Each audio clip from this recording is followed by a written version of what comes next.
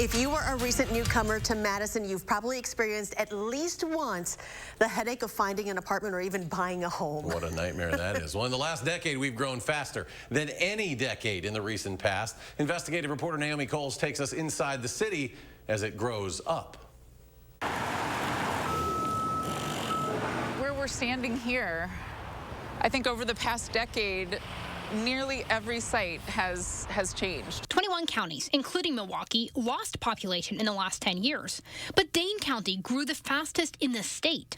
At its core, the city of Madison had a decade to remember, growing far faster than it had in the past. Frankly, our housing supply did not keep up with that. And that's not a sustainable situation. Concentrated on the campus in downtown, Madison's development took off in 2010 and shows no sign of slowing. What we're seeing is a really tremendous growth. You know, if you think about from the eastern edge of downtown to the Yahara River, this stretch here, we've seen about 1,200 new units over the course of the last decade. As the city rapidly grows up, it's the large buildings with dozens or scores of units driving the growth. New apartments and buildings with 5 or more units rose by almost 400% from the first to the last year of the decade. The city approved the building permits for 352 new units in these types of buildings in 2010, but more than 1,700 in 2020. What we see more and more of, though, is redevelopment, so demolition of, you know, say a one-story, two-story building, and also elimination of surface parking lots, and then larger buildings in their place. Madison's future is up, not out. We're, you know, running into other existing municipalities and whatnot. With new housing concentrated along the city's core services and incoming amenities, a third of newly approved units are along the incoming bus rapid transit routes. What we want to do as a city is provide the infrastructure for great places to live that are even a little further out from downtown than what we've seen thus far.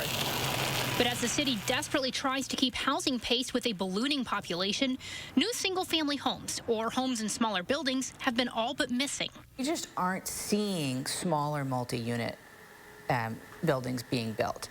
That's that, you know, mythical missing middle, right? That's not happening. As homes in large buildings skyrocket, the number of new single-family homes or small apartment buildings has stayed about the same over the last few years.